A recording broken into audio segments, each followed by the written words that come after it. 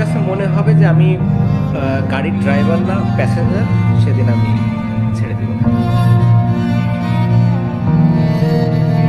যে যদি সুযোগ থাকে, আমি যদি দেশে যেয়ে খেলতে পারি, মিরপুর টেস্ট হবে আমার জন্য লাস্ট। তুমি